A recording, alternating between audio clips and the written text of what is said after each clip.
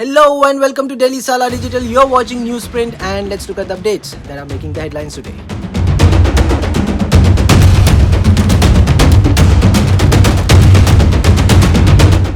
The Party for Freedom, led by far-right politician Geert Wilders, secured 37 out of 150 seats, surpassing the joint Labour Green ticket with 25 seats, and the Conservative People's Party for Freedom and Democracy, led by the outgoing Prime Minister Mark Rutte, with 24 seats.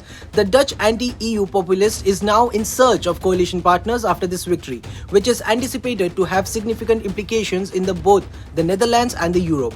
Wilders, known for his outspoken anti-Islamic stance, has pledged to seize all immigrations, reduce Dutch contributions to the European Union, and oppose the inclusion of any new members, including Ukraine. Wilders had previously expressed support for suspended BJP leader Nupur Sharma in response to her controversial statements about the Prophet Muhammad. Theatre officials have reported the death of Russian actress Polina Menzik during a Ukrainian assault while she was performing for Russian troops in an area of eastern Ukraine under Russian control.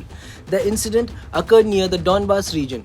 Menzik died in hospital of her injuries. On November 19, a Ukrainian attack occurred near the Donetsk region in a location known as Komashovo, situated 60 km from the front line. Ukrainian commanders stated that their forces targeted what they believed to be a Russian military award ceremony, specifically aiming at Russia's 810th Separate Naval Infantry Brigade. IT Minister Ashwini Vaishnav, labeling deepfakes as a new threat to the democracy, said that the government is preparing to introduce new regulations to address this issue. Following a meeting with the social media platform specifically focused on deepfake concerns, the minister stated that companies have acknowledged the necessity for concrete and effective efforts in areas such as detection, prevention, enhancement of reporting mechanisms, and increasing user awareness regarding the issue. He mentioned that another meeting is scheduled for December to discuss the draft regulations. Justice Fatima Bibi, India's trailblazing woman jurist and the first female judge of the Supreme Court, breathed her last at the age of 96 in a private hospital in Kollam, Kerala.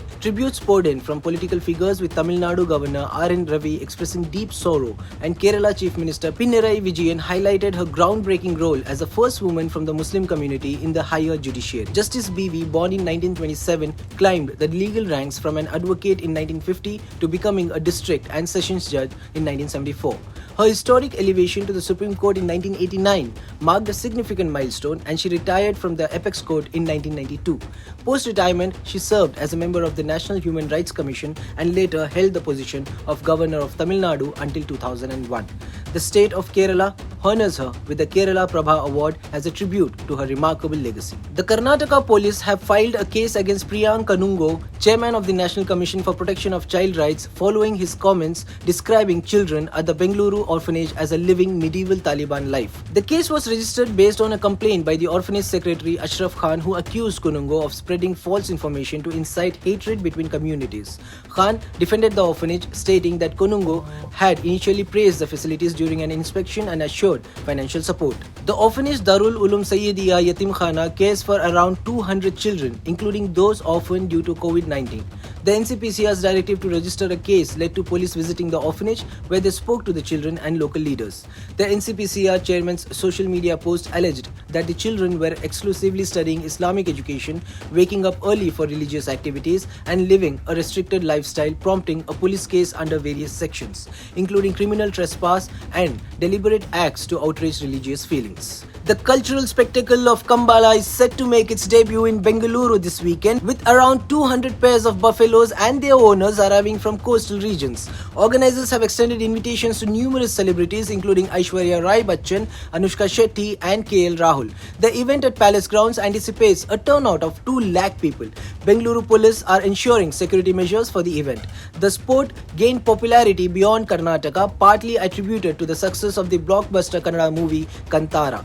Winning a Kambala race is considered a prestigious achievement, with participating buffaloes receiving special treatment year-round. Onion prices in Bengaluru, having exceeded Rs 100 per kg, have now witnessed a significant reduction to Rs 30 to 40 per kg in wholesale markets. This decline is attributed to an ample supply of new onions, particularly from states with enhanced irrigation facilities. The prices are expected to stabilize further as mass onion production gears up in Maharashtra, Rajasthan, Madhya Pradesh, and Gujarat, while supermarkets markets maintain sales, small-scale vendors are gradually recovering from a recent drop in customers' numbers. Eateries struggling with high prices are hopeful of a more affordable market in December. A Bengaluru court has handed a 9-year prison term to 47-year-old businessman Abhishek Chetan, who brutally gouged out his father's eyes in 2018 during a property dispute. The principal city civil and sessions court ordered Chetan to pay a fine of Rs 42,000 with Rs 40,000 allocated as compensation to his father, Paramesh SS, and Rs 2,000 confiscated in favor of the state.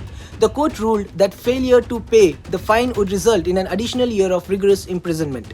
Chetan, a wholesale dealer of incense sticks, committed the heinous act when his father refused to transfer property into his name. The victim, Paramesh, underwent surgery but lost his eyesight.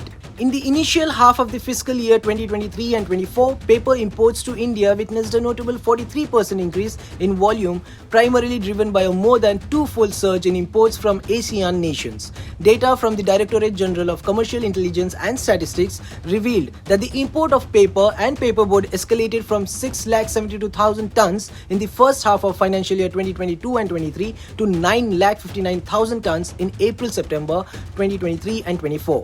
Specifically, imports from Asian countries surged from 81,000 tons in the corresponding period of the fiscal year to 2,88,000 tons in the first half of financial year 2023 and 24. Meanwhile, imports from China remained relatively stable at 1,86,400 tons during the specified period. On Thursday, Marlon Samuels, the former West Indies batsman, received a 6-year ban from participating in all cricket formats. The ban was due to his failure to disclose benefits received during the Abu Dhabi T20 League. Samuels, who charged with 4 violations of the Emirates Cricket Board's anti-corruption code by the International Cricket Council in September 2021, the tribunal found him guilty in August, and his ban commenced on November 11. His offences include concealing information and non-cooperation with the investigation officer. On Thursday, HS Pranay of India and the men's doubles duo Swastik Sairaj, Ranki Reddy and Chirag Shetty advanced to the quarterfinals of the 2023 China Masters Super 750 tournament. Ranki Reddy and Shetty secured a victory over Japan's Akira Koga and Taichi Saito with scores of 21-15, 21-16 in 46-minute match. In a pre-quarterfinal match lasting 40 minutes, Pranay, a bronze medalist in the World Championship, triumphed over Denmark's Magnus Johannesson. Well, that's it for today. For more latest news and updates, you know what to do. Subscribe to Daily Salar Digital, and also please do comment and engage with us so that we bring out the best content for you.